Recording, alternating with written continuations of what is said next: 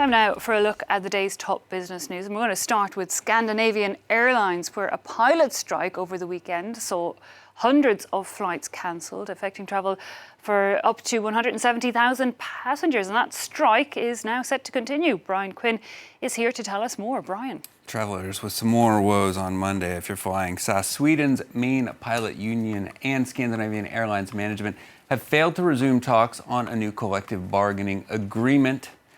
That means more cancellations for more flights on Monday and Tuesday. Pilots seeking not just a pay raise, but increased predictability and transparency in their working hours. Cole Stangler has the details. Crippling strikes roll on at Scandinavian Airlines. The flag carrier of Denmark, Norway, and Sweden is canceling 1,200 flights Monday and Tuesday, hitting some 110,000 passengers. 170,000 were affected by the strike over the weekend alone. We have to spend time, we have to spend money and things like that. That's not okay. We are only the passengers. At the heart of the work stoppage that kicked off last Friday, the collapse of talks between SAS and pilot unions. Management has dismissed demands for a 13% pay hike.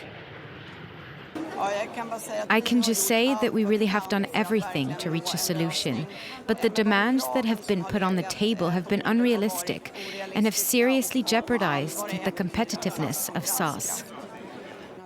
But unions say pay isn't the central issue. We get our work roster 2 weeks in advance, and for the last 4 years, every fourth job at the airline has been carried out by a subcontractor, non-SAS pilots, even though it says SAS on the planes. Our goal is to combine being a SAS pilot with a normal life, and that's not possible right now. Scandinavian Airlines has slashed labor costs in recent years, after nearly going bankrupt in 2012. The open-ended pilot strike is projected to cost the carrier more than €5 million a day. Time for a check on the markets. European indexes overall opening mostly higher following some better than expected GDP data out of the US on Friday. London and Paris just barely in positive territory at the open. Paris has since sunk into the red. Frankfurt up around 0.25%. The IBEX in Madrid down over 0.5% at the open following Sunday's election that will see the Socialist Party need to form a coalition government. Over in Asia, Tokyo closed for a 10-day holiday to celebrate Japan's new emperor. Chinese index is mixed as U.S. Treasury Secretary Steve Mnuchin says negotiations to end the U.S.-China trade war are in, quote, their final laps. Kospi in Seoul finishing the day up 1.7% as Samsung shares gained nearly 3% there ahead of tomorrow's earnings report. Well, to Iran next, which is facing deepening of its economic woes after Washington last week announced an end to waivers on sanctions of its oil. Those waivers due to expire on May 3rd. Iran's economy already contracted by 3.9% in 2018. The International Monetary Fund now estimates it will recede by a further 6% in 2019. Inflation there exacerbating the situation, increasing social tensions. Here's the IMF's Middle East director.